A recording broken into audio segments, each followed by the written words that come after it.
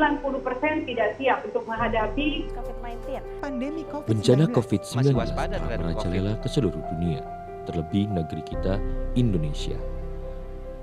Sejak Maret 2020, Indonesia terserang bencana pandemi tersebut, sehingga banyak aspek yang berubah, terutama dunia pendidikan. Di masa pandemi, pendidikan harus terus dilaksanakan, sehingga perlu terobosan-terobosan baru dalam pembelajaran. Universitas Dinamika mulai tahun 2014 telah mengembangkan aplikasi hybrid learning berbasis Google Apps for Education bernama Brilliant. Harapan dari adanya aplikasi Brilliant adalah proses belajar mengajar dapat dilakukan tanpa terkendala jarak dan waktu. Mahasiswa menjadi lebih aktif dan mandiri dalam belajar. Komunikasi antar dosen dan mahasiswa serta mahasiswa dengan mahasiswa berjalan dengan baik. Keunggulan lain dari Brilliant adalah open platform yang memungkinkan mahasiswa dan dosen dapat mengakses aplikasi Brilliant menggunakan berbagai platform.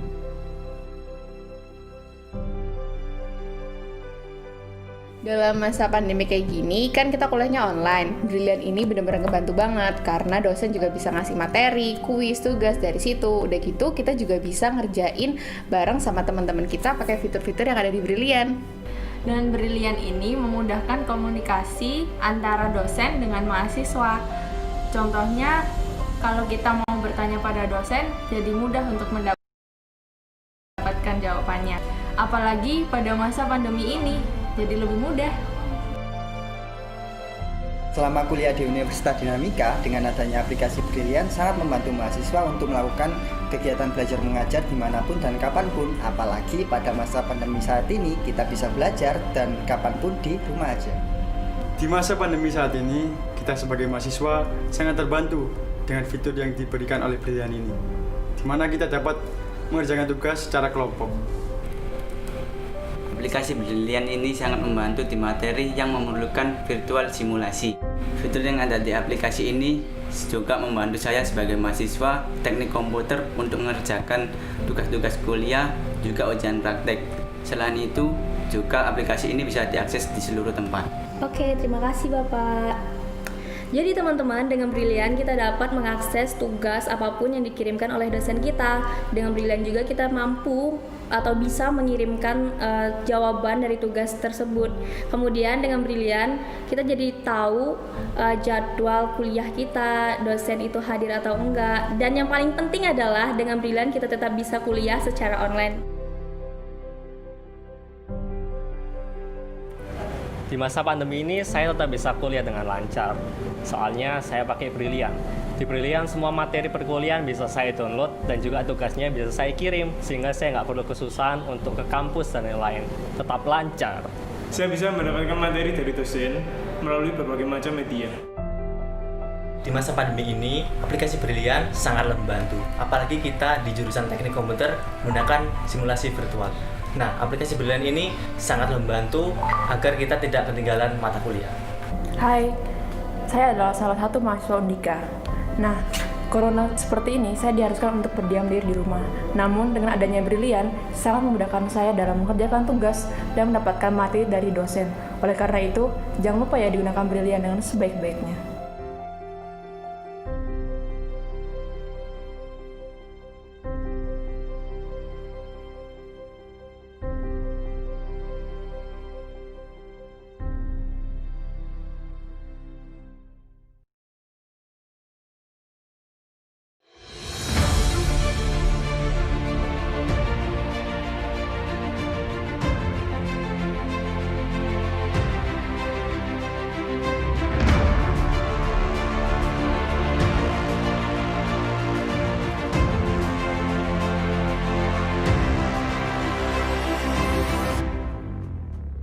Kembali lagi bersama kita di kelas santuy. Selamat pagi Surabaya, pagi Indonesia, selamat pagi dunia. Halo, selamat pagi.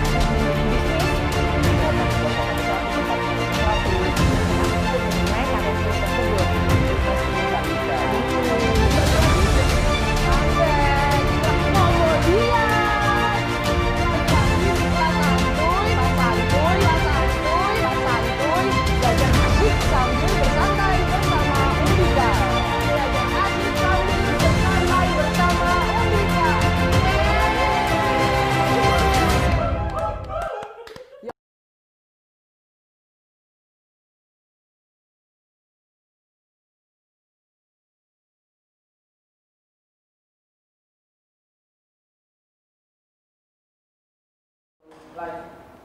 Banyak hal yang dilakukan oleh masyarakat selama pandemi saat di rumah.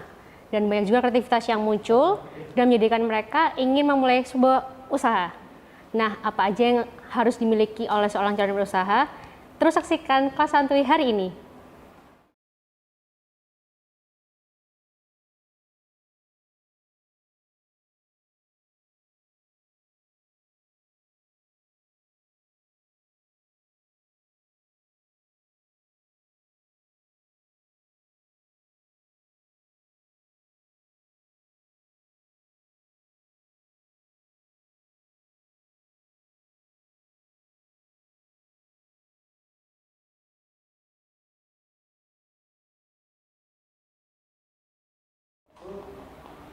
Halo, selamat siang jadi kawan. Selamat siang juga buat teman-teman SMA, SMK yang lagi nonton.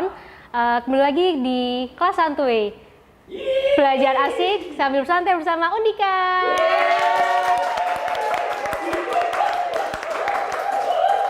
Kelas kita hari ini beda teman-teman ya. Kalau minggu lalu kalian ditemani oleh Anam. Hari ini saya Clara akan menemani kalian sejam ke depan membahas tentang hal-hal yang menarik buat kalian dapatkan di rumah. Nah, ngomong-ngomong soal kegiatan apa aja yang kalian lakukan di rumah, pasti banyak nih yang mulai muncul kreativitasnya. Entah itu mulai masak, entah itu mulai dekorasi kamar, dan banyak hal yang menjadikan itu sebuah usaha. Contohnya nih, kalian pasti sering banget ya ngelihat story teman-teman kalian update masak ini, masak itu, terus di-update di story. Terus besoknya pasti open PO, DM, kayak gitu kan. Atau mungkin kalian salah satu dari mereka. Nah, siang hari ini kita akan membahas hal-hal apa aja atau kompetensi dasar apa yang harus dimiliki oleh seorang calon wirausaha. Dan tanpa berlama-lama lagi, kita panggilkan narasumber kita siang hari ini, Bapak Arifin Puji Widodo. Tepuk tangan semuanya. Silakan duduk, Pak. Halo, selamat siang Pak Arifin. Gimana kabarnya siang hari ini? Alhamdulillah. Sibuk apa Pak selama ini, selama pandemi, selain ngajar daring Pak? Sibuk banyak ya. Salah satunya contohnya? Pertama nyiapin kurikulum untuk tahun ajaran baru ini, terus kemudian itu kalau di kampus, di luar kampus, kita juga lagi ngurusin, saya jadi ketua Satgas Tim COVID di wilayah kami, jadi ya setiap malam juga nyiapin bagaimana warga itu juga harus siap menghadapi COVID ini atau pandemi ini, mau tidak mau kita harus berdampingan dengan pandemi. Terus kemudian juga ikut terlibat bagi masyarakat yang terdampak. Jadi masyarakat yang terdampak pandemi kita ngumpulkan donasi, kemudian kita salurkan kepada masyarakat-masyarakat yang terdampak. Cukup sibuk ya kayaknya ya Pak ya? Cukup sibuk juga di dunia sosial ya sepertinya ya Pak ya? Oke, siang hari ini Pak Arifin akan membahas soal, judulnya kalau nggak salah akuntansi adalah bahasa bisnis, benar nggak sih Pak? Ya, betul. Kenapa dari judulnya sebenarnya penasaran sih, kenapa kok akuntansi dijadikan sebagai bahasa bisnis? Ya, begini Mbak Clara. Kadang kita ngomong tentang ya sekarang ini lagi musimnya pandemi ya, musimnya pandemi dan banyak perusahaan-perusahaan itu yang juga lagi turun, dan juga sebenarnya ini adalah suatu kesempatan seperti yang tadi sampaikan Mbak Clara tentang wirausahaan muda untuk mulai berkarya. Ya, mengambil kesempatan ini.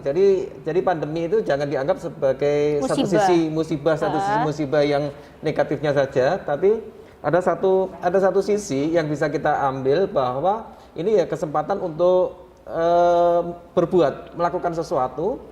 Tapi pada saat kita berbuat, kita melakukan sesuatu, kita juga harus tahu bahwa kalau kita ngomong melihat sebuah usaha, sebuah perusahaan, atau kita mendirikan usaha, misalnya Mbak Clara mau mendirikan usaha, pasti Mbak Clara juga ingin tahu apakah usaha yang didirikan tersebut itu selain itu menjadikan suatu aktivitas, bahwa itu pasti ada aktivitas di situ, tapi aktivitas itu memberikan dampak keuntungan atau tidak. Kemudian juga bagaimana perkembangan yang akan datang. Terus kemudian bisnis yang didirikan oleh Mbak Clara tersebut itu sebenarnya seberapa besar sih bisnisnya? asetnya sudah menjadi berapa, ya. Nah itu nggak bisa diterawang. Pastinya benar-benar iya ya Pak. Nggak bisa diterawang, nggak bisa hanya sekedar ini perusahaan ini besar dari gedungnya atau perusahaan ini besar dari jumlah karyawannya, itu nggak bisa seperti itu. Jadi pasti harus ada suatu informasi yang bisa memberikan bahwa perusahaan ini maju, perusahaan ini lagi stagnan, perusahaan ini sudah mau kolaps. Itu harus dilihat dari suatu bahasanya.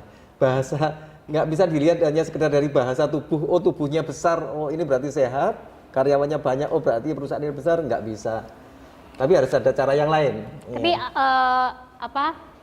apakah orang yang berwirausaha itu harus punya basic atau background soal ekonomi nggak sih Pak? Maksudnya kan ada beberapa orang yang dia pengen usaha nih, pengen menciptakan sebuah usaha, cuma dia nggak berani, nggak punya nyali karena dia nggak ada basic untuk keuangannya gimana, pembukuannya gimana, keluar masuknya kayak gimana tuh belum ada. Nah itu apakah bisa nggak sih Pak untuk seorang memulai usaha itu?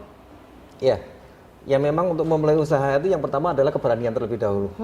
Iya, yang penting itu berani dulu. Jangan tentang pengetahuan accountingnya itu boleh menyusul. Nanti kalau accountingnya yang didahulukan bisa jadi usahanya nggak jalan-jalan. Ya nunggu nyalinya terkumpul dulu ya Pak, jadi kelamaan ya. Artinya kelamaan. Benar-benar. Yang pasti kan harus punya nyali terlebih dahulu.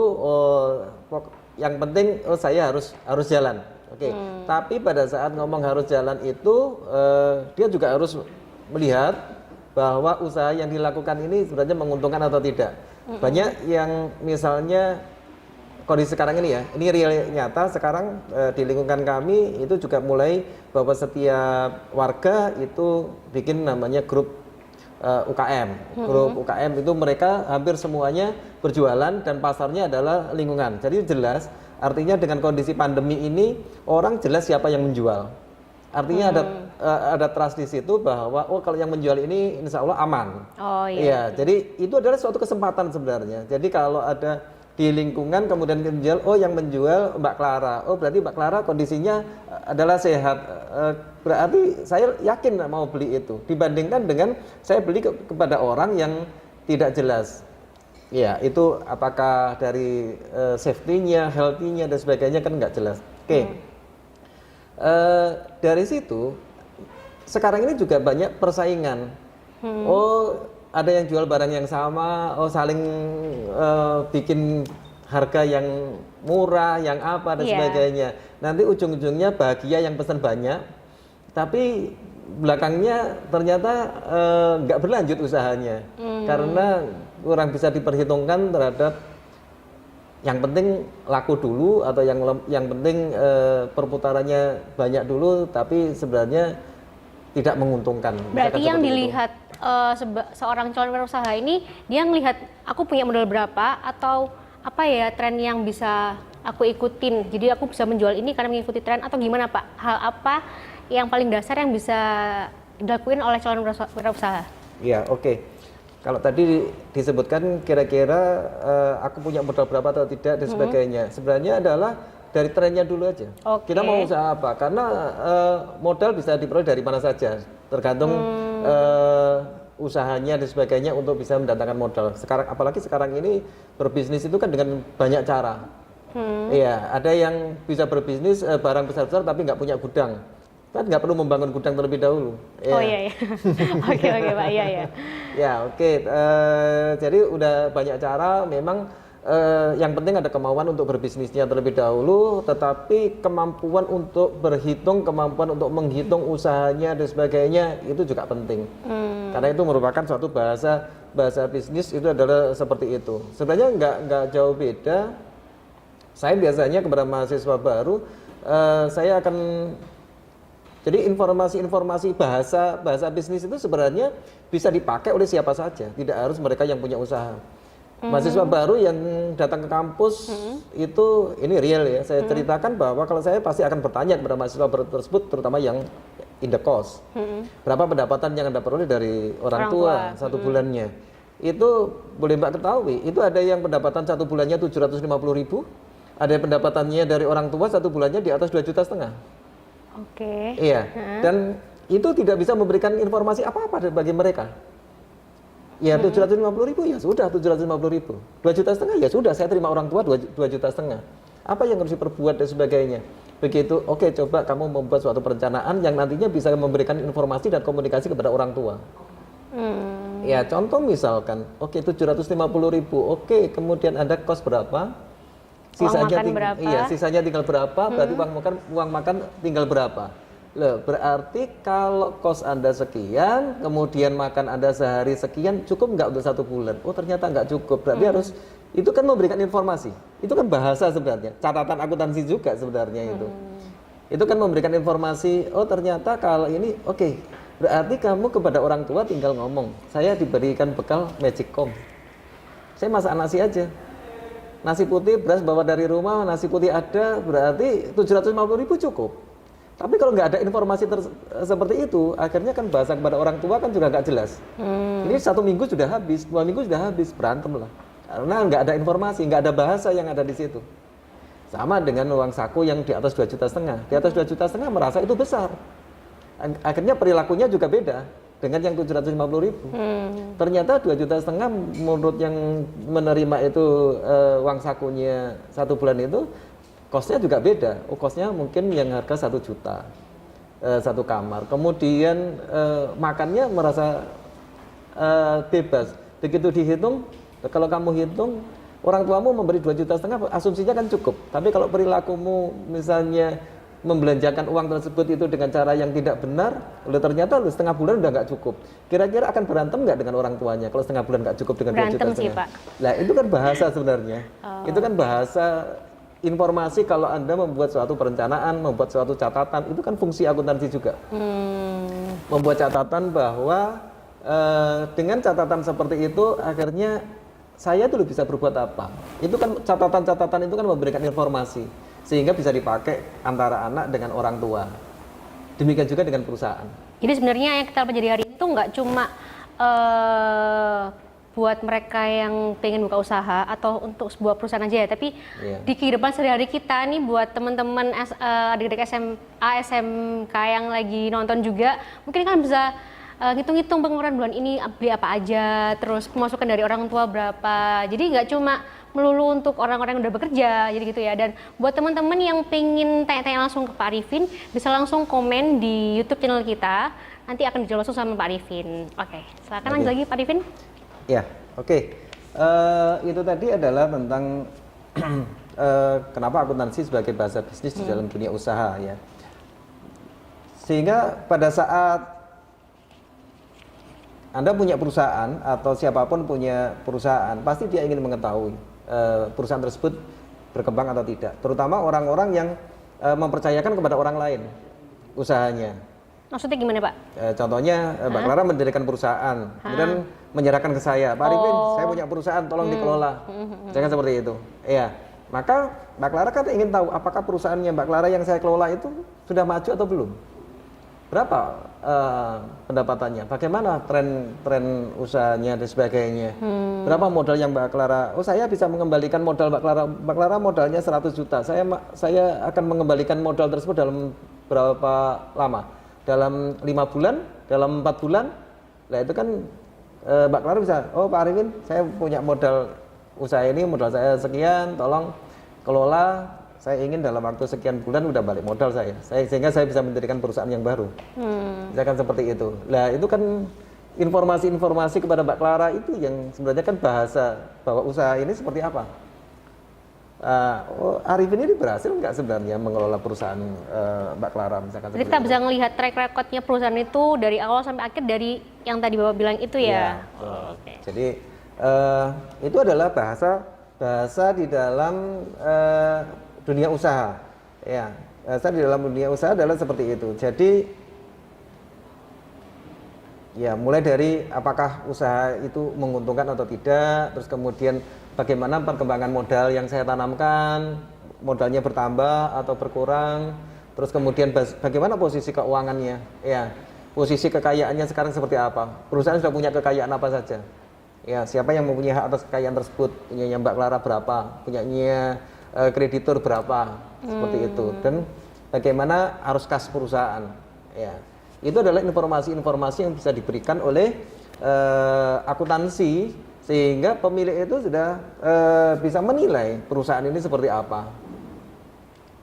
Itu yang terjadi, itu yang dimaksud dengan kenapa akuntansi itu menjadi bahasa bisnis, ya. Nah, informasi itu untuk mengetahui hal tersebut itu adalah pasti ada informasi atau laporan laba rugi untuk mengetahui perkembangan atau mengetahui apakah usaha yang dijalankan tersebut memperoleh keuntungan atau kerugian. Kemudian bagaimana yang nomor 2, informasi tentang laporan perubahan ekuitas atau laporan perubahan modal. Yang ketiga adalah laporan neraca. Neraca itu ngomong tentang aset. Aset itu kekayaan. Jadi perusahaannya Mbak Clara, kekayaannya sekarang berupa apa saja? Jadi kayak Berapa misalnya nilainya? benda hidup dan benda mati itu atau gimana Pak maksudnya? Ya, Aset kekayaan itu misalkan punya uang tunainya berapa, punya peralatannya berapa, mesin berapa, punya kendaraan, terus kemudian punya mesin, punya gedung dan sebagainya, itu adalah aset. Terus kemudian dari total aset tersebut yang menjadi miliknya Mbak Clara berapa, yang menjadi haknya kreditur berapa, kalau ada yang aset tersebut diperoleh dari hutang, seperti itu. Dan juga yang terakhir adalah informasi laporan arus kasnya. Kalau yang ekuitas kayak gimana ya Pak ya? Maksudnya saya sebagai orang awam nih yang bukan basic dari manajemen atau akuntansi, apa sih ekuitas itu Pak maksudnya? Ekuitas itu adalah modal pemilik. Ya, jadi kalau Mbak Clara itu mendirikan perusahaan, itu modalnya Mbak Clara itu berapa? Itu adalah equity, owner equity-nya Mbak Clara.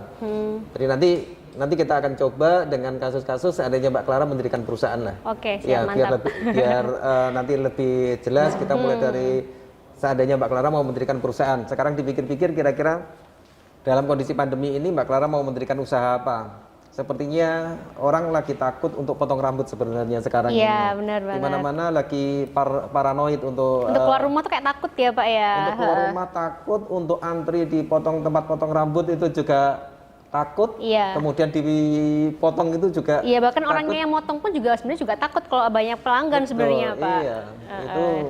Itu sebenarnya banyak sekarang teman-teman itu yang membiarkan rambutnya gondrong panjang ya, bukan karena males aja, tapi memang karena mereka takut untuk keluar, karena kan teman-teman harus juga kalau di Surabaya masih zona merah. Dan buat teman-teman kita ingetin lagi, kalau memang nggak benar-benar penting banget jangan keluar rumah ya, ataupun kalau misalnya kalian memang harus keluar rumah jangan lupa pakai masker, ikuti protokol kesehatan yang diberikan oleh Pemkot Surabaya, oke? Ya. Lanjut Pak, silakan Pak. Oke. Ya. Sekarang apa sih sebenarnya informasi laba rugi itu? Informasi laba rugi itu adalah mengenai ikhtisar mengenai pendapatan dan beban. Jadi selama satu periode itu Mbak Clara itu nanti memperoleh pendapatannya berapa sih dalam satu periode? Satu periode misalnya 1 bulan. 1 bulan itu Mbak Clara akan memperoleh pendapatan berapa?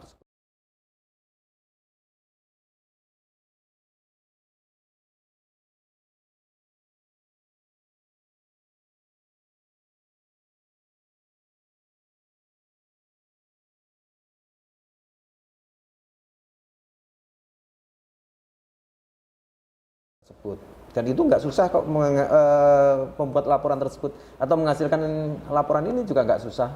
Tapi ada nggak sih Pak perusahaan atau wirausaha yang mereka ini pengeluarannya banyak, maksudnya mereka penjualannya banyak, tapi ternyata setelah dihitung itu mereka tuh rugi. Ada nggak sih Pak yang kayak gitu? Banyak. Wajar nggak sih Pak kalau mengalami itu? Ya, sebenarnya kan juga gini, ada hal-hal yang harus diperhatikan. Kalau saya lihat di dalam lapangan, terutama usaha-usaha yang itu adalah mereka penjualannya tinggi, tetapi sebenarnya ngomongnya bukan rugi. Untung tapi nggak ada uangnya. Kenapa? Karena ada suatu kebijakan, misalkan ada sih di daerah saya itu ada perusahaan baru, ya. Kemudian usaha baru dan usahanya cukup besar, untuk memajukan usahanya dia memberikan kredit, ya, memberikan kredit kepada orang-orang yang tidak tepat, artinya kepada nasabahnya, tapi yang nasabah dalam ada policy dalam memberikan kredit tersebut. Penjualannya tinggi, iya. Kalau dihitung di dalam laba rugi untung, tapi tidak ada uangnya. Kenapa nggak ada uangnya? karena yang beli tersebut tidak membayar. Nggak cash gitu ya anggapannya Nggak Pak cash, ya? terus kemudian ternyata karena policy dalam memberikan kredit tersebut akhirnya ada yang tidak tertagih.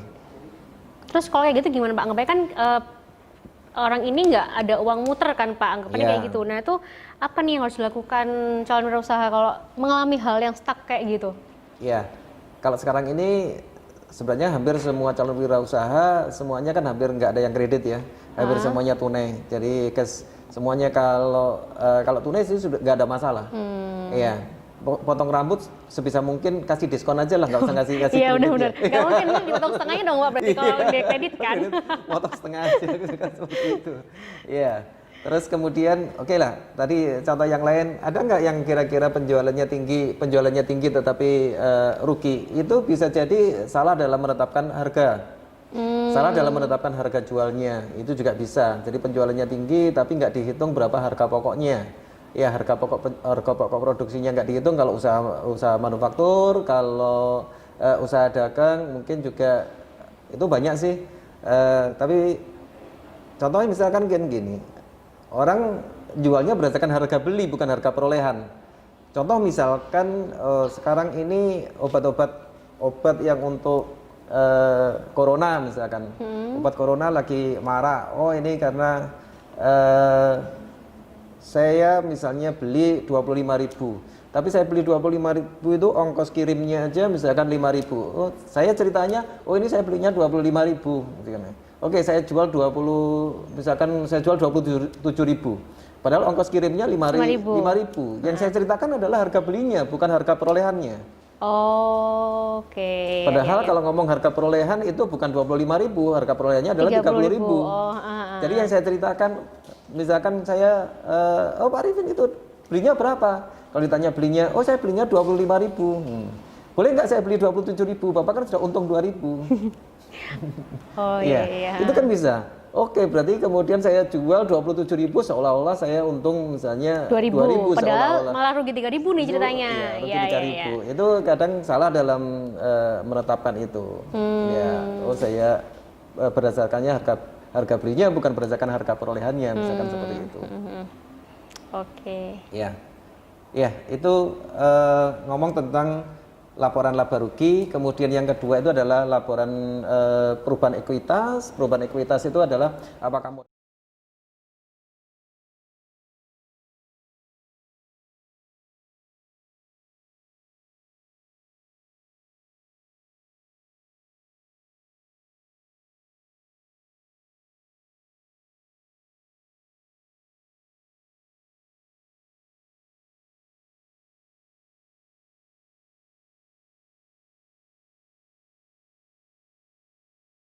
satu daftar yang sistematis ya, yang menampilkan tentang kekayaan dan siapa yang mempunyai hak atas kekayaan.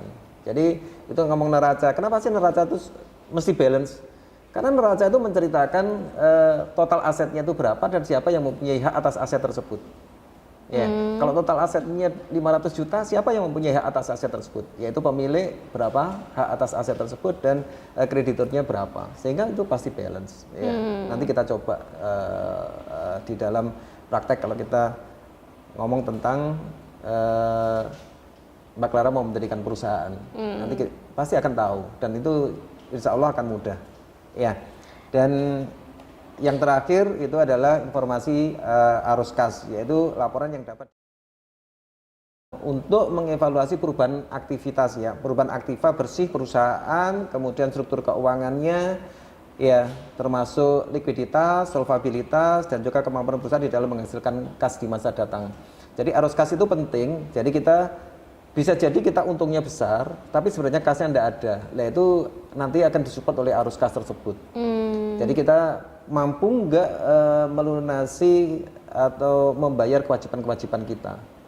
Ya, masih ada sisa uang lebih atau lebihnya berapa, sehingga kita bisa melakukan investasi di tempat lain atau enggak, itu di laporan arus kas. Oke. Ya. Ini ada pertanyaan Pak dari teman-teman. Usaha kecil apa yang membutuhkan perhitungan akuntansi? Usaha kecil apa? Yang membutuhkan perhitungan dari yang ilmu yang Bapak kasih ke kita ini.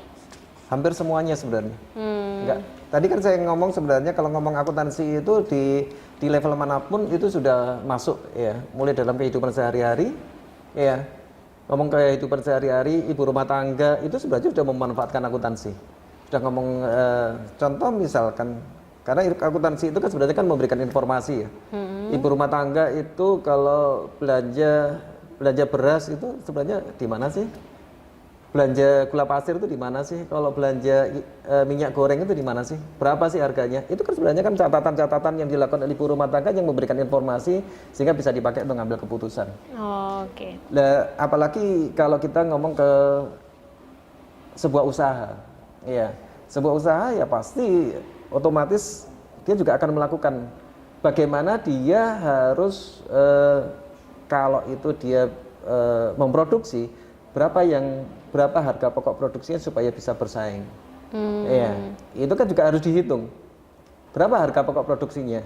Kalau saya bikin makanan ini, misalnya produk makanan ya, produk makanan berapa sih harga pokok makanan ini? Oh, harga pokoknya adalah sekian. Berarti berapa saya harus menjual? Kan bukan hanya sekedar bikin, terus kemudian saya jual. Iya. Ya, misalnya saya bikin makanan, harga jualnya berapa? Harga jualnya ngikut yang lain aja lah. Gak bisa gitu ya Pak, jadi kita harus melihat bahan-bahannya berapa, habisnya berapa, packagingnya juga jangan lupa harus dihitung juga. Jadi biar tahu balik modal lah seenggaknya, cuma dikit-dikit lah teman-teman kayak gitu ya. Terus ini Pak, ada yang tanya lagi, apakah usaha bahan pokok itu menguntungkan saat ini, saat pandemi ini? Usaha bahan pokok, oke. Sekarang lagi kita ngomong bahan pokok apa? Misalnya sembako atau apa? Iya, kayak sembako sih Pak. Sebenarnya kalau kita ngomong sembako atau bahan pokok itu pasti dikonsumsi oleh masyarakat. Iya. Kalau itu ngomong menguntungkan atau tidak, sembako itu sifatnya adalah lifetime-nya pendek dan keuntungannya juga nggak besar, tapi frekuensinya yang harus tinggi.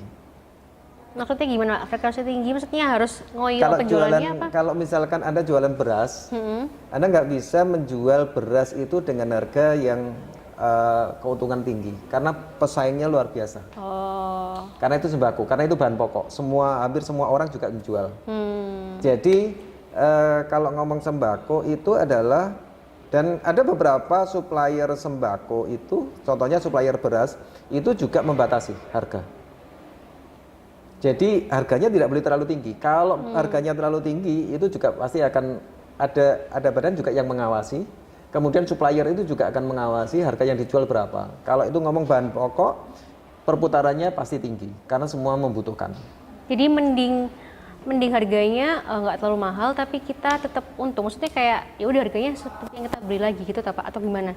Iya. Kalau kita bisnis ke bahan pokok berarti kan masuk di usaha dagang. Kalau usaha dagang berarti ya kita beli barang kemudian kita menjual. Yang paling penting sebenarnya yang dipentingkan adalah harga perolehan. Harga perolehannya itu harus berapa ya? Harga perolehannya harus berapa supaya kita bisa bersaing untuk menentukan harga jual. Selisih Rp500, selisih Rp200 kalau harga pokok itu penting bagi masyarakat. Diperhitungkan banget berarti ya masyarakat kita ini Pak. Masyarakat perhitungan banget karena mereka mengkonsumsinya setiap hari. Oke, ya benar. Bukan mengkonsumsinya 1 bulan sekali atau mengkonsumsinya 1 tahun sekali, enggak. Mereka mengkonsumsi setiap hari, sehingga selisih Rp100, selisih Rp200 itu diperhitungkan oleh masyarakat. Jadi harga perolehan itu benar-benar harus diperhatikan kalau kita ngomong tentang harga pokok. Harga perolehan itu adalah pada saat kita beli sampai barang itu siap untuk dijual di tempat penjualan kita, itu berapa yang harus kita keluarkan. Contohnya seperti itu. Contoh misalkan, kalau kita ngomong tentang sekarang mau jualan produk lain gitu ya. Kalau kita mau jualan produk lain untuk diolah kembali, ya kita bisa beli. Contoh misalkan, ya saya kasih contoh, Mbak Clara mau usaha misalnya es degan misalkan, es degan durian. Oke. Iya. Seger nih siang-siang Iya, teman-teman. siang-siang kita ngomong estekan durian, estekan apokat dan sebagainya. Oke lah, misalkan berarti bahan pokok yang dibutuhkan Mbak Clara adalah kelapa muda, ya, sama durian. Kelapa muda itu berarti kita harus memperhatikan harga perolehan. Oke, kalau misalkan ya, oke kalau kita beli sendiri harganya 5.000 per butir gitu ya. Tapi kita kan harus bersusah payah untuk datang, kemudian memilih dan memilah kelapa muda yang berkualitas sebagainya. Terus kemudian ongkirnya kita harus datang ke sana, ngambil sebagainya, ada ongkos angkut dan sebagainya. Bisa jadi Mbak Clara pesennya kalau dijual 5.000 saya belinya 5.500, boleh nggak? Kalau saya sih enggak sih Pak, kurang tinggi sih kayaknya. Soalnya saya mikirin cuan sih Pak biasanya. Nah iya, misalkan Mbak Clara jual 5.000, saya beli 5.500. Oh Bapak yang beli nih, kalau itu boleh? Iya, saya beli 5.500 tapi Mbak Clara pilihkan yang berkualitas. Saya jualnya 5.000 kan, saya beli 5.500 tapi yang nomor 1 yang kualitasnya. Mau kan? Sih Pak, tapi boleh juga sih. Iya, kan udah untung nih saya soalnya kan. Iya, 5.000 aja kan udah untung. 5.500 berarti kan dilebihkan. Pasti kan Mbak Clara kan memprioritaskan saya. 5.500. Ya, otomatis saya akan mendapatkan kelapa muda yang kualitas nomor 1. Itu nanti akan saya berikan kepada customer kan juga kualitasnya juga nomor 1. Iya. Ya, itu kan sebenarnya saya tidak menekan harga belinya, tetapi saya malah memperhatikan harga perolehannya. Sehingga saya akan memperoleh kualitas yang nomor 1, ya, barangnya tanpa saya harus memilih sendiri, tanpa saya berebut. Oh. Sehingga produk yang saya jual pasti kualitas nomor 1. Ya, sehingga pada saat jual kelapa muda durian, pasti orang juga akan suka. Customer saya pasti akan suka karena kelapa mudanya adalah kelapa muda yang kualitas nomor 1. Jadi sebenarnya kalau kita ngomong bisnis, kita saling menghidupi, kita saling mendukung, bukan kita saling membunuh. Jadi kalau Mbak Clara jual kelapa muda 5.000, sebaiknya bukan saya tawar 4.500. Oh iya, jangan sampai Pak. Iya, jadi malah saya lebihkan. Oke, Mbak Clara 5.500, tapi saya dapat kualitas yang baik gitu ya Pak ya. Yang baik. Itu bisa jadi kan strategi yang win-win, sama-sama. Mbak Clara juga untung, saya juga untung. Benar. Tapi di dalam perhitungan akuntansi saya masih untung juga. Dengan 5.500 itu saya bisa, kalau produk saya super, iya, saya menentukan harga pun kan juga enak. Iya. Iya, karena pasti kelapa muda saya pasti lebih berkualitas daripada yang lain. Contohnya seperti itu. Oke. Itu yang disebut dengan tadi kalau usaha kelapa usaha itu seperti apa sih? Kita belinya seperti apa? Ya, itu contoh kita agak melenceng dikit ke ngomong tentang bisnis ini akhirnya. Tapi nggak apa-apa, di dalam bisnis itu kita juga harus memperhitungkan tentang itu tadi, harga perolehannya itu. Kita harus benar-benar menghitungkan. Jangan hanya sekedar pada saat kita beli barang terus kemudian kita pinginnya adalah kita belinya juga harus murah supaya kita mampu menjual lebih murah lagi. Bukan. Konsep itu yang dibalik.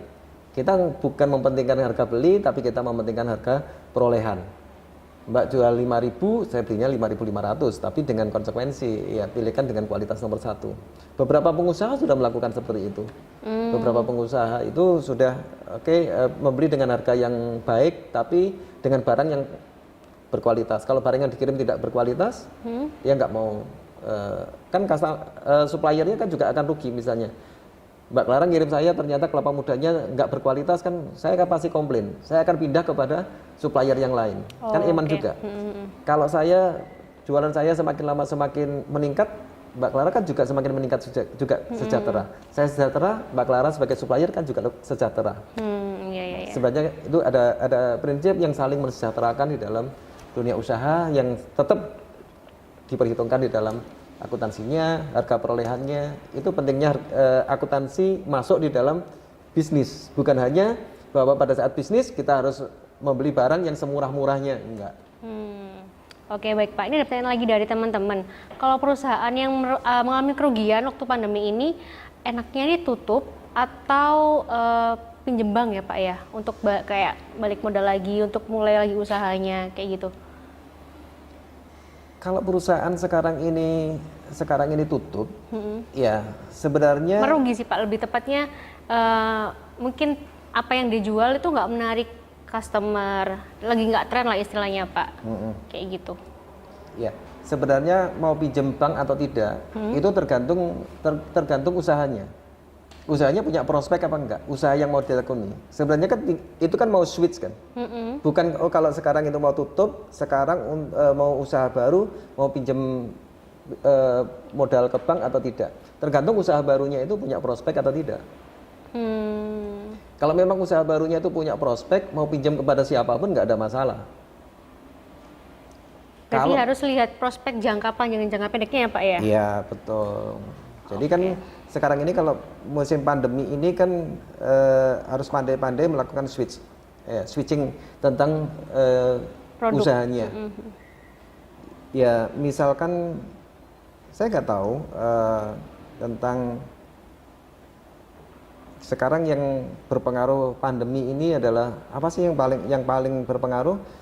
Bisa jadi kan restoran. Iya. Ya. Kalau dulu restoran itu kan tempat ya. Tempat dan juga kualitas makanan. Tapi yang pasti kan sekarang ini tempat orang nggak membutuhkan tempat lagi. Ya. Karena dengan adanya new normal itu kan sebenarnya kan sesuatu yang normal ya. Normalnya orang itu kan seperti apa? Kalau makan sebenarnya kan bukan tempatnya atau bukan untuk update statusnya saya makan di mana misalkan seperti itu. Tapi kan kualitas makanannya.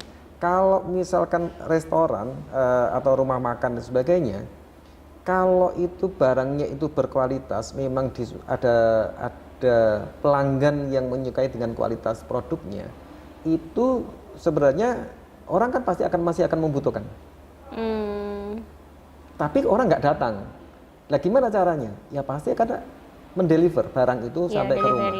Iya, sehingga dia men-switch bahwa penjualannya yang tadinya hanya stay di tempat, sekarang digeser bahwa pesanan bisa diantar kapanpun dan sebagainya. Sehingga itu kan men-switch. Produknya kan tetap.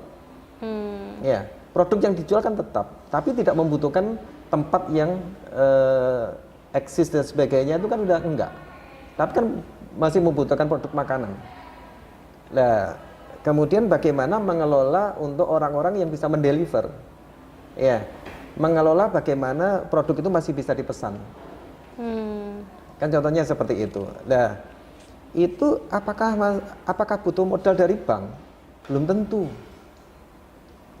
Ya, belum tentu. Selama dia masih menjual produknya tersebut, berarti kan sebenarnya kan nggak perlu pinjam modal dari bank, tinggal men-switch aja. Polanya kalau dulu menunggu customer datang, sekarang adalah bagaimana dia produknya dideliver kepada customer tersebut. Sehingga kalau dulu pegawainya banyak yang akan melayani, sekarang pegawai yang melayani itu mungkin dirubah menjadi pegawai yang mendeliver. Jadi yang antar makanannya. Iya, antar makanannya.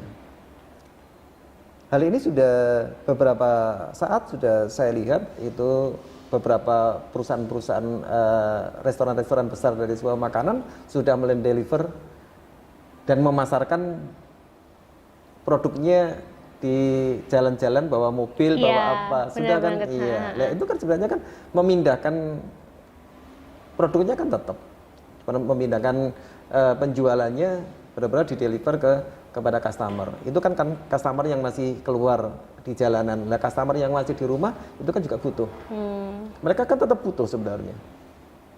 Jadi buat teman-teman yang tadi tanya soal kalau punya usaha enaknya ditutup, mestinya usaha yang merugi saat ini enaknya dilanjut atau ditutup, itu tergantung dari usahanya apa. Jadi jenis usahanya apa, dan kalau misalnya usaha itu masih bisa dipertahanin, pertahanin aja teman-teman. Tapi kalian harus kreatif. Gimana cara untuk misalnya kayak kasusnya yang tadi Pak Arifin bilang soal makanan, gimana cara kalian packaging yang bagus, terus gimana cara kalian nganterin ke customernya, entah itu diskon ongkir atau mungkin packagingnya juga dibagusin, di yang safety banget, yang pakai di berapa plastik biar tetap higienis gitu ya. Jadi banyak cara dan kalian harus kreatif ya untuk tetap berusaha jadi berusaha. Nah, ini ada pertanyaan lagi Pak, usaha kecil usaha kecil yang awam dengan laba rugi, neraca, perubahan modal dan arus kas, tapi ingin tahu kondisi usahanya apa bisa hanya membuat satu laporan saja. Kalau misalnya bisa, itu laporan apa? Contohnya? Itu laporan arus kas saja udah cukup. Iya, karena dengan adanya laporan arus kas itu dia tahu bahwa kasnya itu berapa. Dari usaha tersebut kasnya yang dipegang oleh perusahaan itu berapa. Ada beberapa usaha kecil itu yang pasti itu harus punya catatan. Nomor satu harus punya catatan. Iya. Karena untuk mengetahui bahwa itu uang perusahaan atau uang pribadi. Yang runyam itu adalah kalau tidak punya catatan sehingga dia nggak bisa membedakan mana itu uang perusahaan, mana uang pribadi.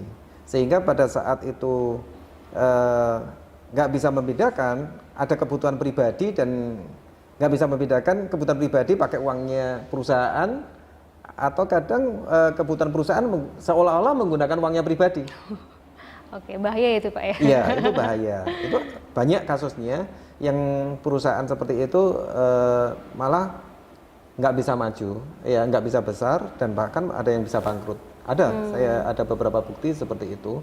Jadi perusahaan yang nggak punya catatan, nggak memisahkan catatan-catatan antara uang pribadi dengan uang perusahaan itu malah bisa kolaps. Dan ada satu kasus itu ada seseorang punya dua perusahaan, satu perusahaan dikelola sendiri dan satu perusahaan dikelola oleh orang lain.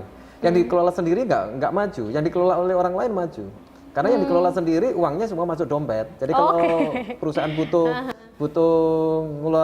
uang, seolah-olah mengeluarkan duit dari dompet. Seolah-olah, tapi kalau perusahaan terima duit ya masuk dompet. Jadi malah kurang bagus juga gitu seperti itu. Oke, cukup seru ya perbincangan kita siang ini dengan Pak Arifin. Jadi banyak banget informasi yang kalian dapat, terutama buat kalian yang mau mulai berusaha. Itu penting banget deh kalau kalian nonton kelas santuy hari ini. Nah, siang hari ini kita akan kembali lagi setelah kita break sebentar lagi.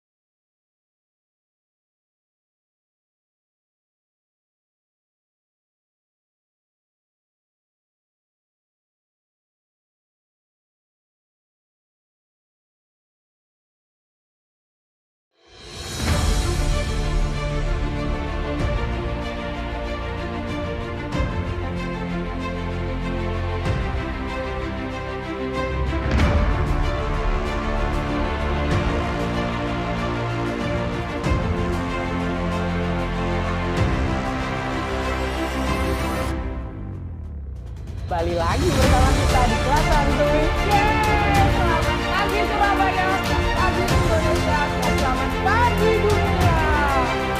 Halo, selamat pagi. Sambil bersantai bersama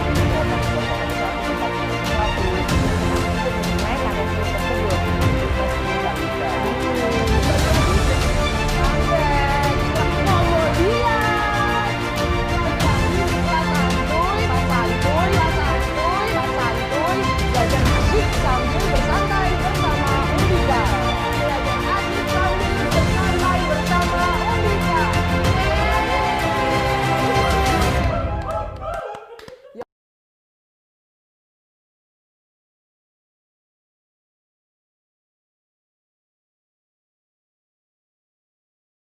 Jangan lupa mantap, kalau mau kuliah IT di Undika. Ya, Ya, lagu pertama dari Tulus, Teman Hidup.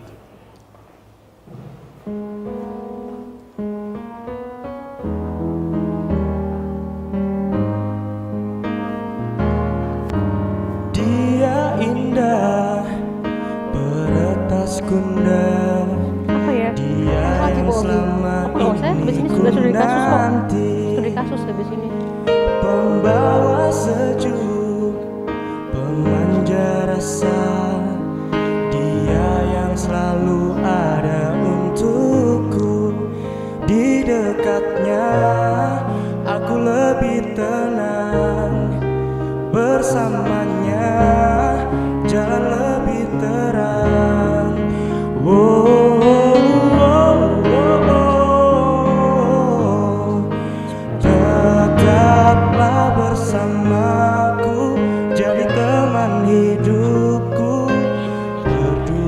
kita hadapi dunia. Kau milikku, milikmu, kita satukan tuju bersama arungi derasnya waktu. Kau milikku, ku milikmu, kau milikku, ku milikmu.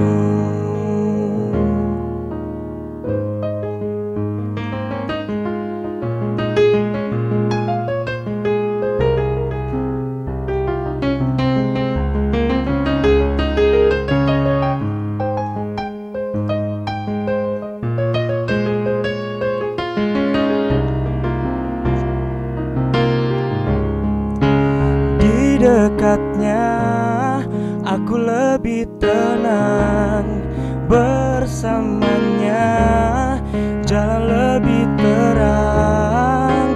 Tetaplah bersamaku, jadi teman hidupku. Berdua kita hadapi dunia. Kau milikku, milikmu, kita satukan tuju bersama arungi derasnya waktu. Kau jiwa yang selalu aku puja.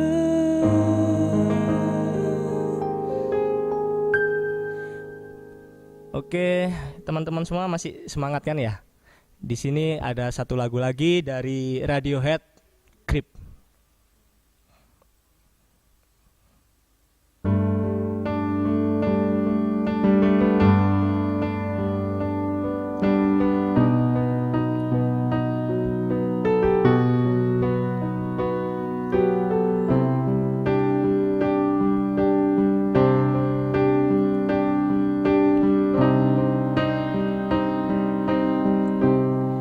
When you were before,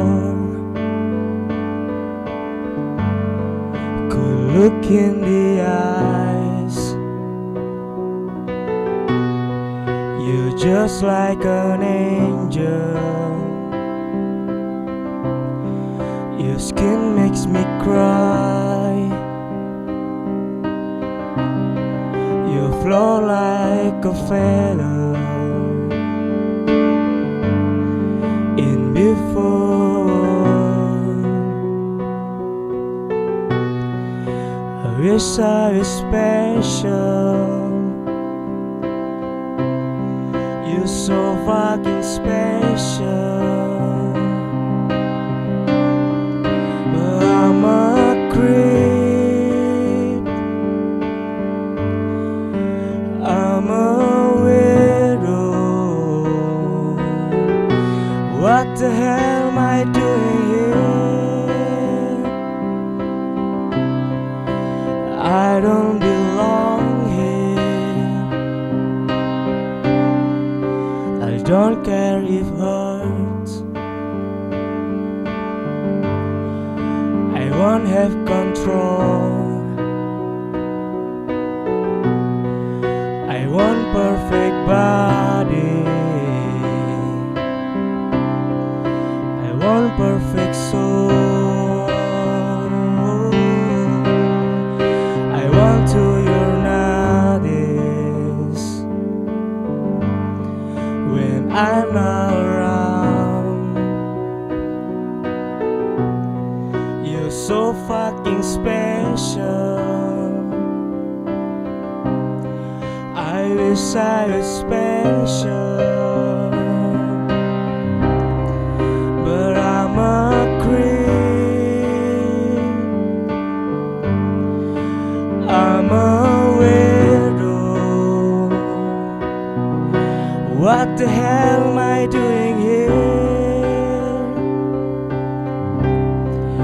I don't belong here. Oh,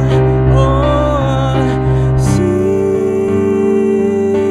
running out again, and she's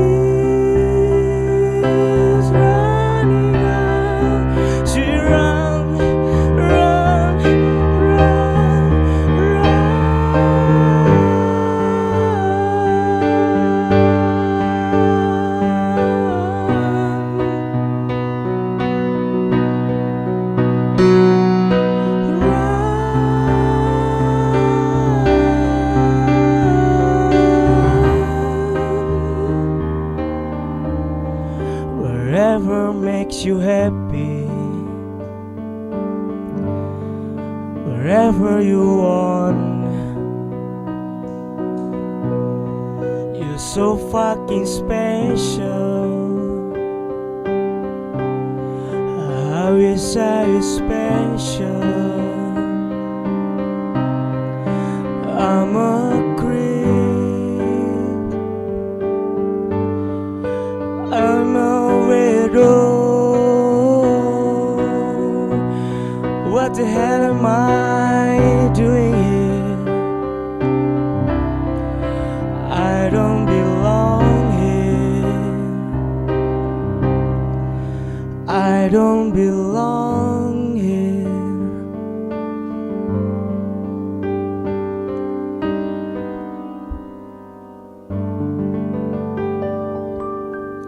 Terima kasih. Tepuk tangan buat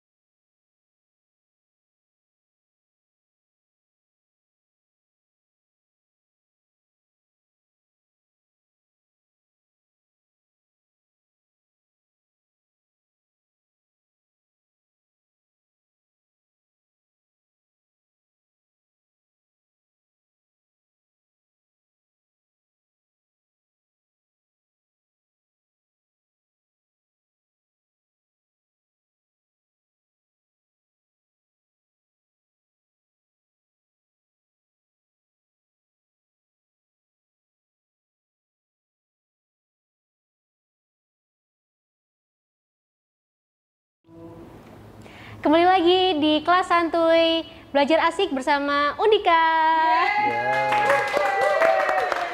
Terima kasih buat Mas Bimo dan Yersa yang udah mengisi hari ini dengan lagu-lagu galaunya. Kita langsung balik lagi ke Pak Arifin. Jadi di sesi kedua ini kita akan membahas soal beberapa kasus, satu kasus yang akan diulas dari awal sampai akhir. Jadi biar teman-teman yang di rumah ini punya pandangan yang jelas gitu ya. Gimana sih kalau misalnya mau berwirausaha ini apa yang di-prepare, terus apa yang harus diketahui soal modalnya, bahan-bahannya apa yang harus dibutuhin, terus banyak lah yang harus diketahui sama teman-teman yang mau berwirausaha. Oke, langsung aja Pak Arifin kita mulai. Ya, oke. Sebenarnya ada beberapa cara ya. Ada beberapa cara untuk kasus-kasus misalkan mau mendirikan sebuah perusahaan. Saya pakai cara yang paling sederhana saja supaya memberikan gambaran bahwa akuntansi itu nggak sulit. Kalau kita ingin memberikan informasi-informasi bahwa catatannya sesederhana ini aja udah bisa memberikan gambaran atau memberikan informasi tentang laba rugi, tentang perubahan ekuitas ya atau perubahan modal. Kemudian juga sudah memberikan informasi mengenai neraca atau posisi keuangan perusahaan dan juga arus kas. Iya. Oke, sekarang kita masuk, namanya kalau di dalam akuntansi itu adalah persamaan akuntansi. Ini datanya saya hapus semuanya aja. Ya. Oke.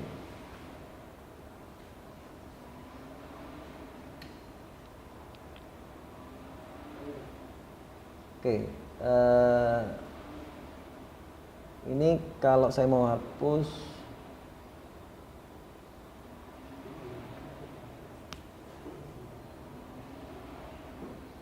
Bentar.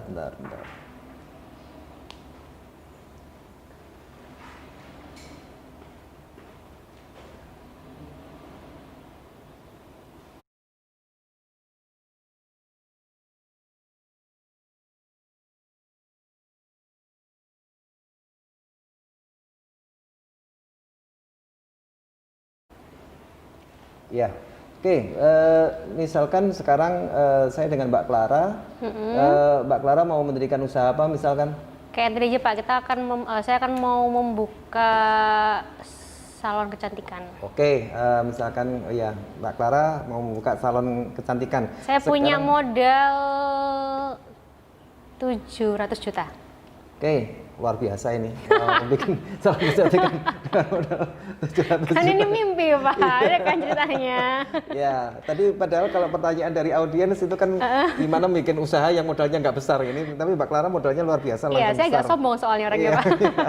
Oke, sekarang misalkan Mbak Clara mau mendirikan sebuah perusahaan, misalnya barbershop gitu ya, atau salon, karena sekarang ini usaha salon itu sebenarnya diinginkan oleh masyarakat ya, tapi masyarakat juga lagi paranoid untuk datang ke salon. Benar banget. Iya, sehingga Mbak Clara harus mempersiapkan salonnya sedemikian rupa sehingga benar-benar itu safety. Iya, protokol kesehatan benar-benar harus diperhitungkan sehingga menyiapkan modalnya lumayan besar. Oke, sekarang Mbak Clara membuka usaha salon. Kemudian Mbak Clara menginvestasikan uangnya sebesar 700 juta. Maka di perusahaan akan ada uang tunai sebesar 700 juta. Ya. Oke.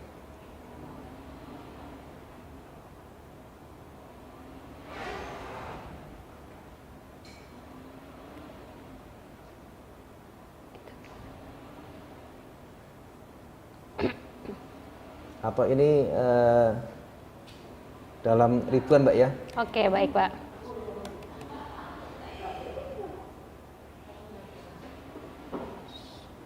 Iya, 700 juta. Oke.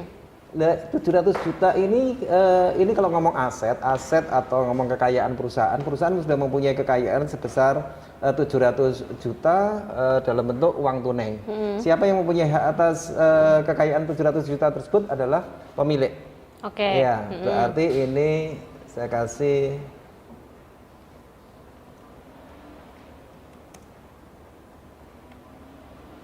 ya modal Clara sebesar 700 juta, ini dalam ribuan. Oke.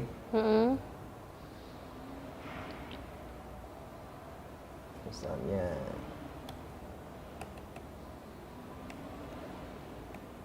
sekarang kalau sudah punya modal 700 juta ini Mbak Clara mau ngapain? Kalau sudah mendirikan usaha, mau buka salon, kira-kira butuh peralatan salon nggak? Ya, ini anggap aja kita itu ya Pak ya, walaupun pandemi kita juga harus punya fisik barangnya. Jadi kita butuh, saya butuh meja. Terus meja itu, ini saya langsung ngomong berapa bijinya atau gimana nih? Boleh, satu bijinya berapa?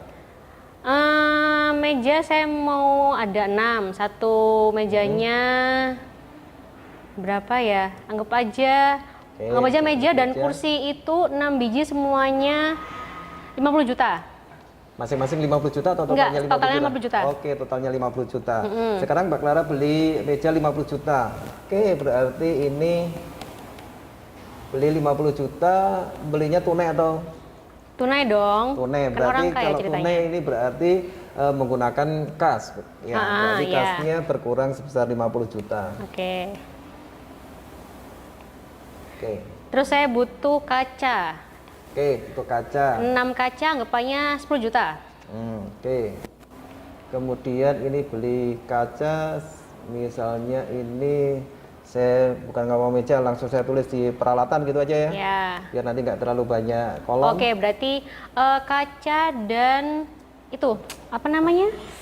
Pencuci rambut, meja pencuci rambut. Oke. Itu saya mau 2, jadi nanti 10 juta, terus meja buat cuci rambutnya itu saya mau 2 juga. Itu totalnya 30 lah Pak, 30 juta. 30 juta tambah 10 juta. Berarti 40 40, juta. iya. Oke, berarti ini ada pembelian peralatan yang lain senilai 40 juta. Oke, ini ada yang dibayar apa enggak? Dibayar langsung dong Pak, Dibayar tunai. semua. Ya. Berarti enggak ada yang beli pakai kredit atau hutang enggak ada ya? Enggak ada. Oke. Beli tunai ini 40 juta. Berarti uang tunainya berkurang dipakai untuk beli 40 juta. Oke. Terus saya mau beli peralatan kayak gunting, sisir dan sebagainya itu kurang lebih 25 lah Pak, cukup kayaknya. Iya. 25 juta. Oke, saya masukkan ke peralatan lain. Peralatan lain 25 juta. Iya. Oke, 25 juta. Tunai juga atau enggak? Tunai. Oke, tunai ini berkurang 25 juta. Iya. Iya. Sebenarnya ini secara tidak sadar Mbak Clara sebenarnya sudah membuat apa itu? Catatan yang ada di sini. Sebentar, ini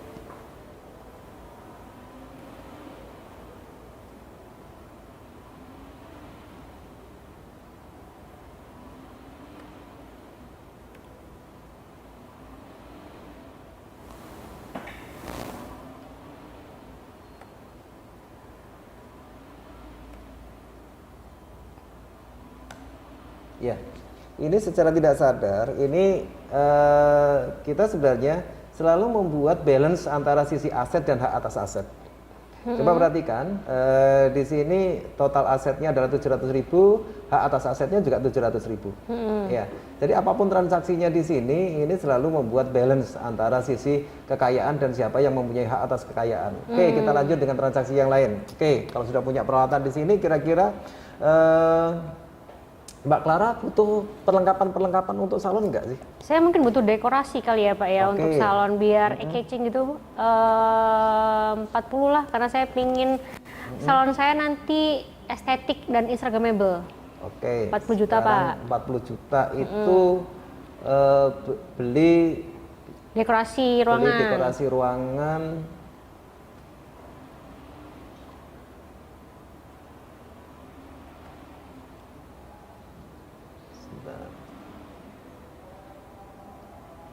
Saya mencari sheetnya ini.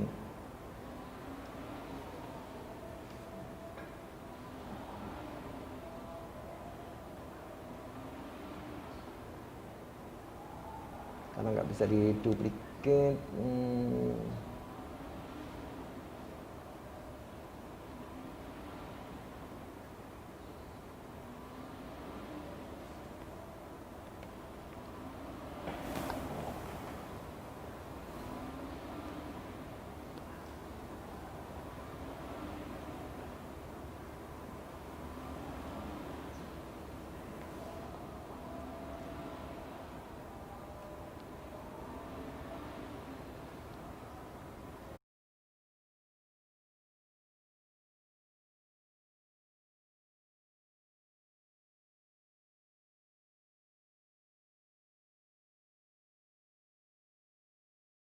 Mana saya Clara akan ingin membangun sebuah salon kecantikan dan ini Pak Arifin coba untuk memberikan apa ya kasarannya keuangannya seperti apa nih, pengeluarannya berapa, pemasukannya berapa, jadi beli alat ini, alat itu, modalnya berapa, jadi kita akan melihat rinciannya dari kebutuhan-kebutuhan yang akan kita keluarkan dan kita butuhkan untuk membuat sebuah usaha gitu. Jadi buat teman-teman, karena ingetin lagi buat teman-teman yang lagi nonton, kita ada kelas santuy dan ini adalah kelas santuy kita yang ketiga dan kita masih punya satu kelas santuy lagi di hari Rabu besok. Jadi tetap stay tune terus karena banyak materi dan banyak hal-hal yang bermanfaat yang bisa kalian dapetin walaupun kalian di rumah aja. Oke, udah. Ya, Oke, lanjut lagi. Itu kalau tadi misalnya peralatan untuk dekorasi ya, saya masukkan ke peralatan lain. Misalnya tadi berapa peralatan dekorasi? 40 juta, Pak. 40 juta, oke. Ya, saya masukkan ke peralatan lain. Ini udah dibayar belum? Itu nyicil, Pak. Oke, berapa yang dibayar? 20 dulu deh. Oke, berarti menggunakan kasnya 20 juta. Ya. Terus kemudian ini ada berarti kita hutang ya yang 20 juta. Oke, 20 jutanya ini adalah di sini. Oke, jadi di sini ada asetnya 720 juta, itu hak atas asetnya, kreditur punya hak itu 20 juta, dan Mbak Clara punya hak sebesar 700 juta, sehingga totalnya sama 720 juta. Oke, sekarang misalnya kan juga butuh perlengkapan lain ya? Iya. Oke, ini saya ganti dengan perlengkapan salon, misalnya sampo, alat krim bat, itu terus kemudian apa ya? Hair dryer catokan mungkin itu sudah masuk di hair dryer catokan itu bukan perlengkapan, itu peralatan ya? Itu peralatan lain, iya. Berarti lebih ke sampo dan sebagainya itu ya Pak ya? Iya, sekitar kalau mau hair dryer catokan berarti nanti masuk di peralatan di sini. Oke, karena saya pengen yang berkualitas, jadi saya pengen beli yang mahal. Ini yang mana dulu yang mau dibeli? Yang sampo dulu deh Pak. Oke, yang sampo dulu. Oke. 20 juta deh Pak. Oke, 20 juta. Oke, 20 juta. Oke, ini beli dibayar cash, nanti di bulan lunas. depan atau lunas? Lunas dong. Oke, 20 juta. Ya, oke, terus? Terus karena sekarang lagi pandemi, jadi saya butuh kendaraan nih. Saya mau butuh mobil dan juga dua mobil untuk karyawan saya kelilingan. Mobil itu saya butuh 300 juta mungkin untuk 2 mobil. Ya, 200 juta, oke. 300 Pak. Oh, 300 juta.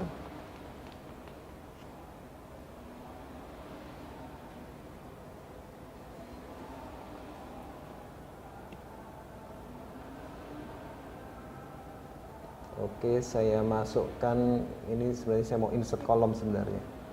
Cuman saya ini saya masukkan di sini aja. Oke, saya jadikan satu. Peralatan dan kendaraan. Inginnya saya menambahkan kolom baru, tapi ini oke, sekarang mobil berapa? 300 juta. Oke, mau dibeli tunai? Nyicil Pak, nyicil. Oke. Nyicil setengahnya dulu deh, 150 juta. Berarti yang 150 juta ini dibayar tunai. Oke. Ini yang hutang 150 juta 150 utangnya. Juta. Oke. Udah cukup yang terakhir mungkin gaji karyawan kali ya Pak ya. Oke, sekarang bayar karyawan. Karyawan saya kan tadi saya udah beli mejanya 6 nih. Saya mau butuh karyawannya 6 juga. Satu karyawannya anggapannya 3 juta lah gajinya. Berarti 3 kali 6. Oke. 3 108. juta kali 6 berarti 18 juta. Oh iya benar. Oke. Itu berarti di sini kalau ada, jadi catatan, kalau ada pendapatan itu akan menambah haknya Mbak Clara atau modalnya Mbak Clara. Kalau ada beban itu akan mengurangi haknya Mbak Clara atau modalnya Mbak Clara. Maka kalau ada beban gaji 18 juta ini akan mengurangi modalnya Mbak Clara 18 juta. Oke. Oke. Terus kemudian ini sudah dibayar kan? Ini juga berarti mengurangi duit juga. Oh iya benar. Iya.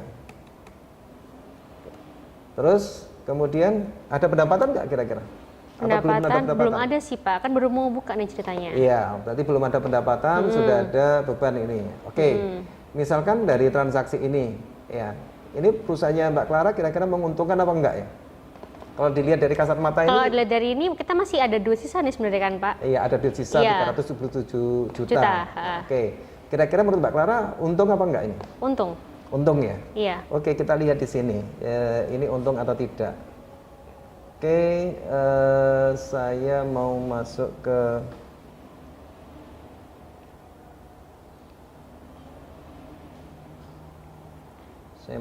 sheet kedua.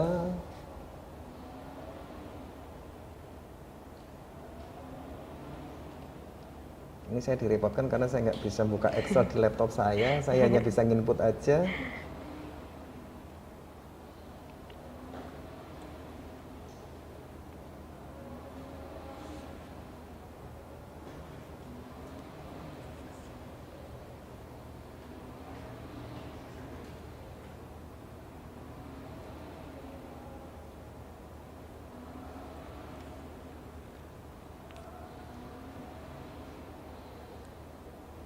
Oke.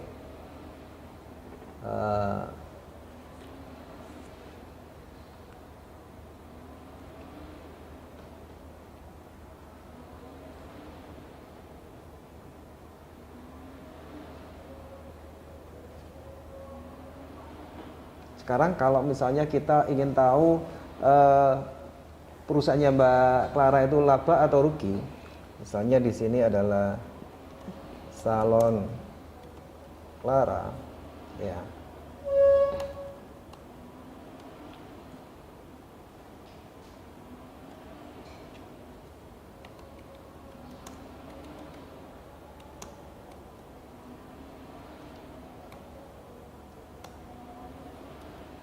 Tanggal misalnya akhir bulannya 31 Mei lah.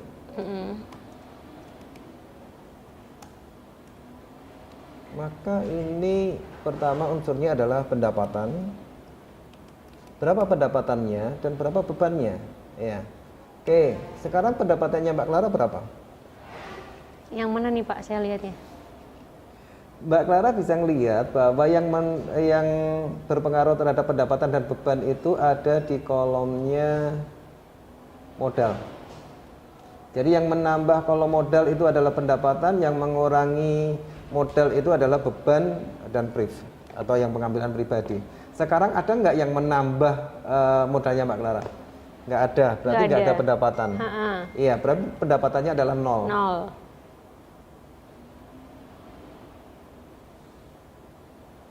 Ya, pendapatannya adalah 0 rupiah. Oke, sekarang bebannya udah ada belum? Kita lihat juga di dalam kolomnya modalnya Mbak Clara. Ada nggak yang mengurangi pendapatannya Mbak Clara? Jadi yang menambah itu adalah pendapatan, kemudian yang mengurangi itu adalah beban. Ada nggak yang mengurangi modalnya Mbak Clara? Ada kan? Iya, yang 18 juta itu. Iya, 18 juta. 18 juta ini apa? Gaji karyawan beban tadi. Gaji. Iya, gaji karyawan. Berarti di sini beban operasionalnya ada beban gaji. Pendapatannya 0, beban gajinya adalah 18 juta. Ya. Sehingga berapa laba atau ruginya? Laba atau rugi? Rugi. Pendapatannya 0, bebannya 18 juta. Rugi berarti kan Pak? Rugi. Iya. Berapa ruginya? 18 juta itu. Iya, ruginya adalah 18 juta. Sorry, ini kok di sini.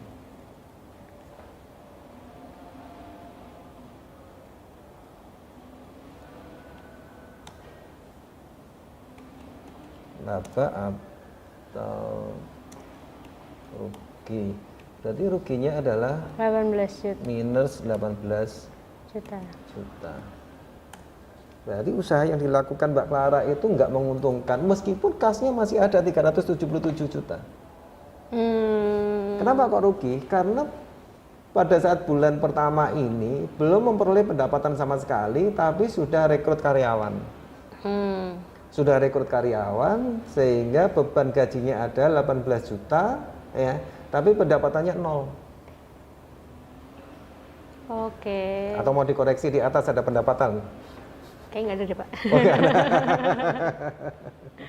Ya, sehingga kalau ada kerugian ini, oke, sekarang modalnya Mbak Clara kira-kira bertambah atau berkurang ya pada saat akhir bulan ini? Apanya Pak? Modal yang ditanamkan Mbak Clara itu bertambah atau berkurang? Ya. Berkurang. Modal Mbak Clara itu adalah bertambah atau berkurang? Ya, itu. Ini kalau kita ngomong tadi di laba rugi pendapatannya 0, ini kalau saya tadi koreksi beban gajinya adalah 18. Ini bebannya ini adalah 0.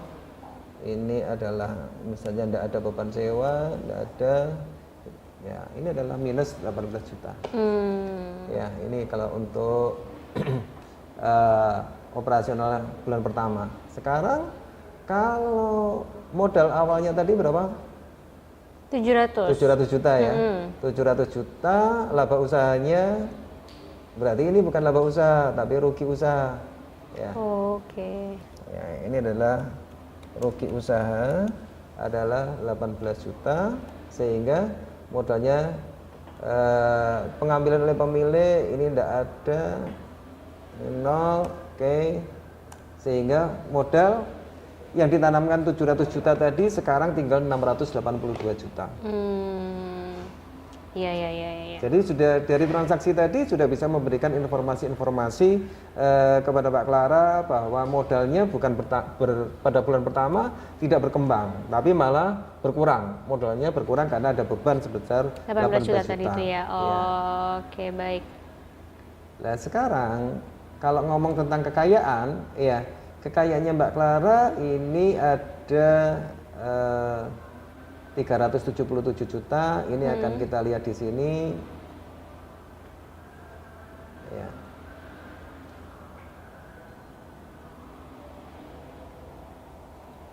Ya. Ini kita lihat sini 377 juta, perlengkapannya 20 juta, peralatannya oke, ini nanti saya koreksinya. Ini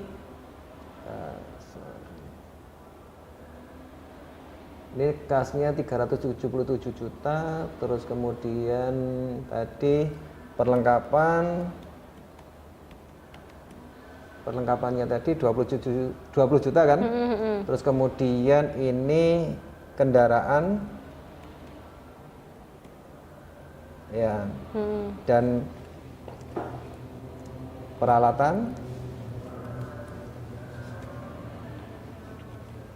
kita lihat totalnya berapa tadi?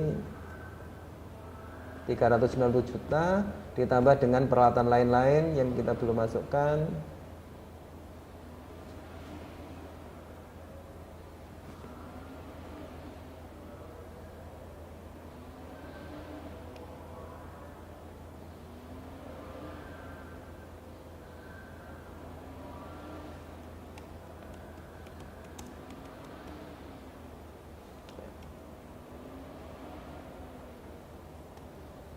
Peralatan lainnya tadi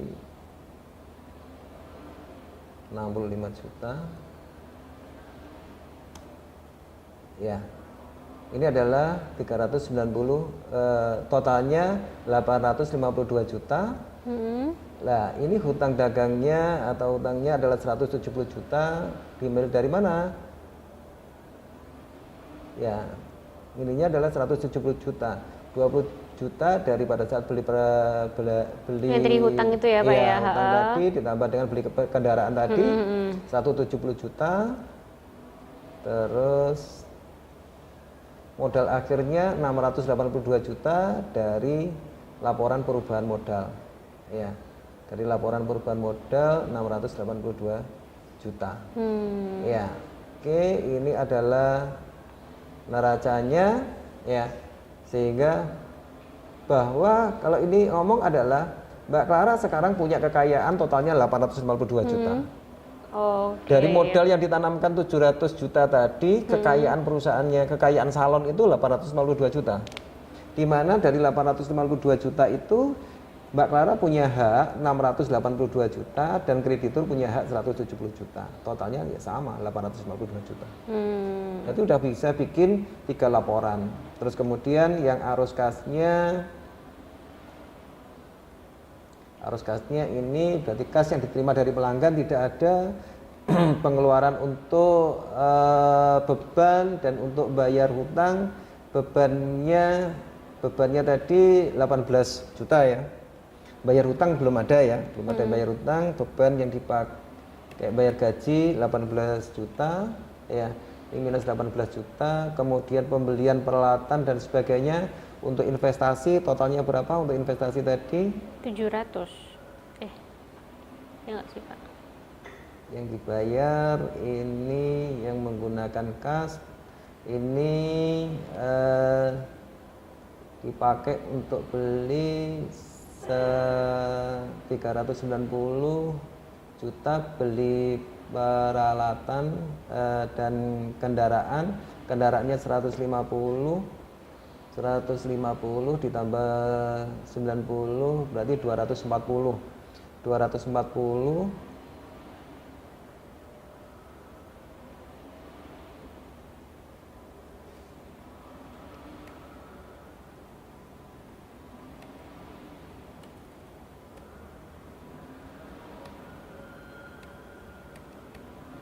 ya, 240 ditambah dengan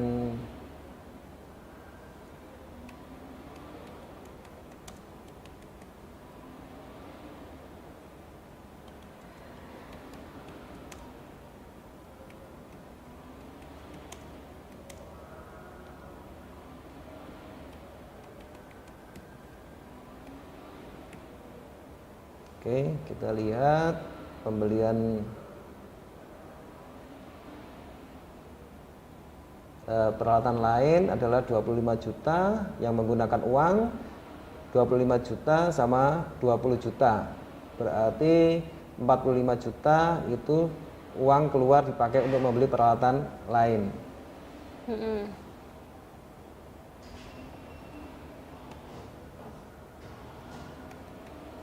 Oke. Terus kemudian modalnya Mbak Clara ini tadi yang dimasukkan adalah 700 juta. Ini tidak ada pengambilan ini 700 juta. Oke, sekarang kasnya kita cek. Ya, masih ada 20 yang belum masuk. 20 juta pembelian kendaraan dan peralatan.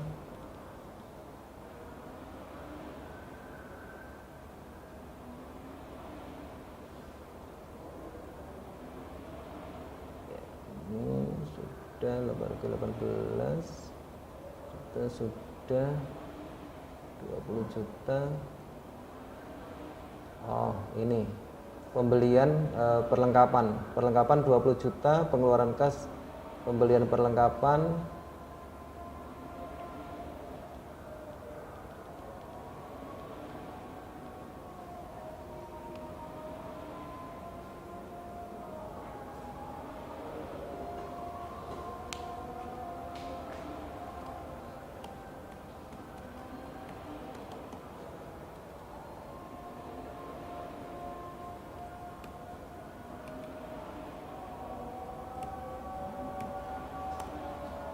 ya, berarti kas tertanggal 31 Mei itu ada 377 juta. Ini adalah laporan arus kasnya. Ya, ini dari transaksi tadi, transaksinya sederhana ini sudah bisa menghasilkan informasi yang bisa menghasilkan 4 informasi yang bisa dipakai Mbak Clara bahwa oh sekarang kasnya itu ada 377 juta. Kenapa kok 377 juta dari 700 juta tersebut? Ini bisa dijelaskan di sini tidak ada penerimaan. Ya, kas diterima dari pelanggan 0. Kemudian pengeluaran kas untuk beban dan hutang 18 juta. Tadi bayar untuk pegawai. Karyawan. Ya, sehingga itu udah minus 18 juta. Kemudian pembelian kendaraan dan peralatan 240 juta. Uangnya dipakai. Jadi ini perputaran uangnya kemana sih? Uang tersebut dipakai untuk membeli peralatan dan kendaraan 240 juta. Ya, dikeluarkan. Kemudian dipakai untuk membeli peralatan-peralatan lain tadi. Keluarkan duit juga 45 juta. Terus kemudian beli perlengkapan salon totalnya 20 juta. Nah, dari modal yang disetorkan 700 juta tersebut, akhirnya tinggal berapa? Oh, tinggal 377 juta. Jadi perusahaan sekarang harus ada kas sebesar 377 juta. Paling tidak Mbak Clara udah tahu, oh kasnya itu adalah sebesar 377 juta. Ini menjelaskan dari laporan neraca di sini.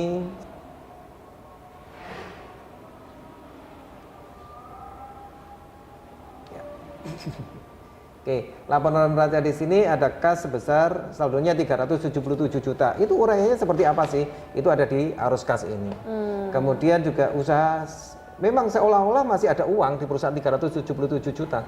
Tapi menguntungkan atau tidak? Oh, ternyata nggak menguntungkan, rugi. Ruginya berapa? 18 juta. Itu di dalam laporan laba rugi tadi. Artinya dengan catatan yang sederhana tadi, catatan yang hanya satu lembar, seolah-olah satu lembar kertas tadi, itu sudah bisa dipakai untuk memberikan informasi kepada Mbak Clara sebagai yang menginvestasikan uangnya, mulai dari usaha yang dilakukan selama bulan pertama, berapa, menguntungkan atau tidak, oh ternyata rugi, kemudian kalau rugi itu modalnya berubah jadi berapa, terus kasnya masih tersisa berapa, perputaran kasnya seperti apa, itu ada semua informasinya.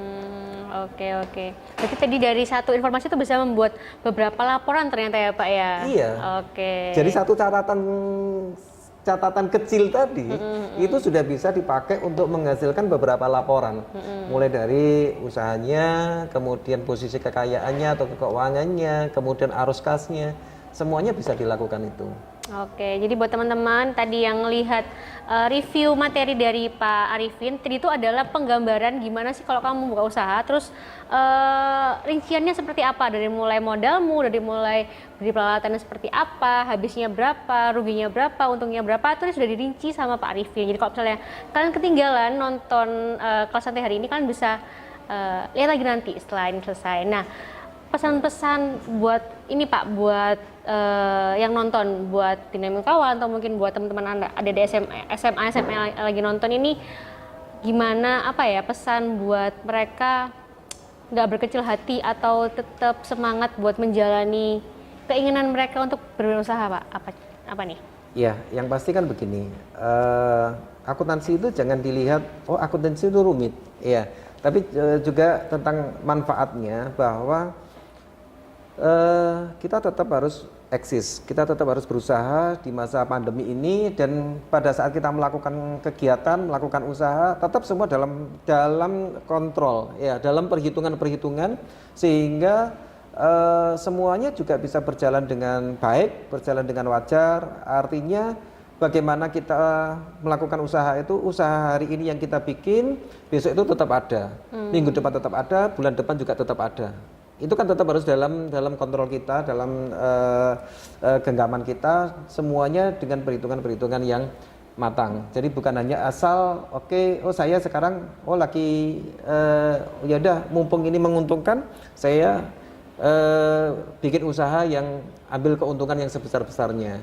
Itu jangan, artinya bahwa kita tetap berpikir usaha yang kita dirikan hari ini, insya Allah minggu depan ada, bulan depan ada, tahun depan ada, sampai dengan anak cucu kita tetap ada. Artinya kita semua dalam suatu kontrol kita, dalam perhitungan kita, sehingga kita juga tidak gegabah dalam menjalankannya. Yang pasti kita butuh informasi supaya kita bisa mengambil keputusan. Informasinya itu. Jadi informasi itu memberikan manfaat buat kita untuk mengambil keputusan-keputusan baik jangka pendek maupun jangka panjang. Intinya di sana. Oke, terima kasih Pak Arifin. Jadi buat teman-teman di luar sana yang masih belum berani untuk memulai usaha, coba deh jangan takut, kan harus bisa kreatif, kan harus bisa punya nyali besar, dan jangan takut, tapi tetap harus diperhitungkan ya teman-teman. Jadi buat teman-teman juga yang udah mulai usahanya dari nol, kalian juga harus ada perhitungan dari mulai pengeluaran, pendapatan dan sebagainya. Dan semoga materi siang hari ini bersama Pak Arifin bermanfaat buat teman-teman semuanya, dan jangan lupa kita akan ada kelas santuy hari Rabu jamnya sama jam 1 sampai jam 2 dengan pemateri yang beda lagi. Jadi tetap saksikan kelas santuy bersama Undika, dan ini penutup buat kalian semua biar nggak galau-galau banget. Kita akan nyanyi bersama Mas Bimo dan Yersa. Sampai ketemu, bye-bye, see you.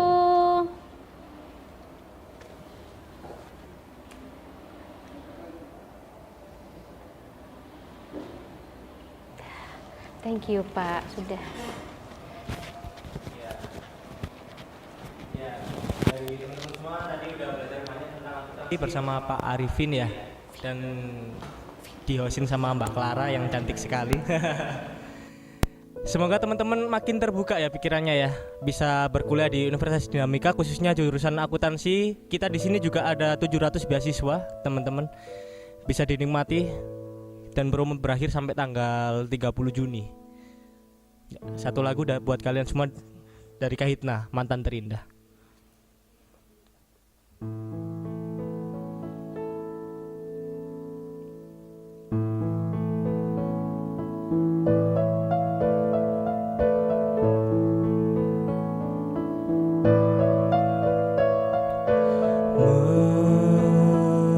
Mengapa engkau waktu itu putuskan cintaku, dan saat ini engkau selalu ingin bertemu dan mengulang jalin cinta. Mau dikatakan apa lagi, kita tak akan pernah satu. Engkau di sana, aku di sini, meski hatiku memilihmu.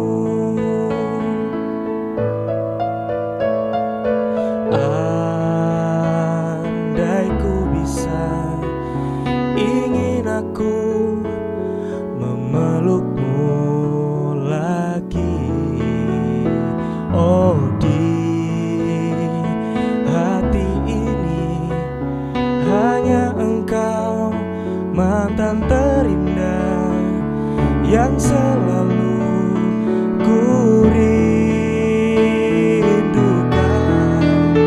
Mau dikatakan apa lagi, kita tak akan pernah satu. Engkau di sana, aku di sini, meski hatiku memilihmu.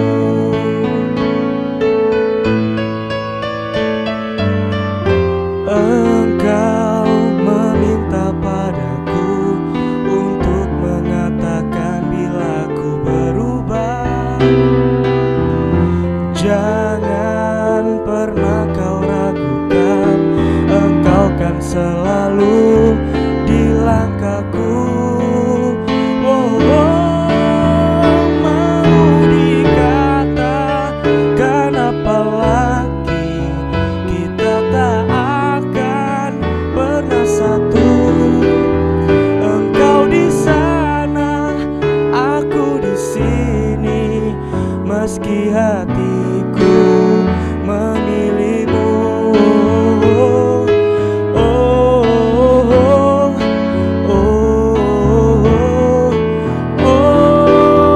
Engkau di sana, aku di sini, meski hatiku memilihmu. Yang telah kau buat sungguhlah indah, buat diriku susah lupa.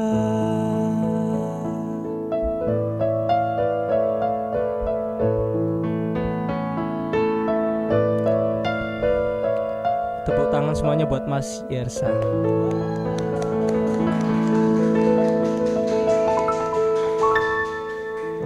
Terima kasih. Sampai ketemu hari Rabu ya teman-teman.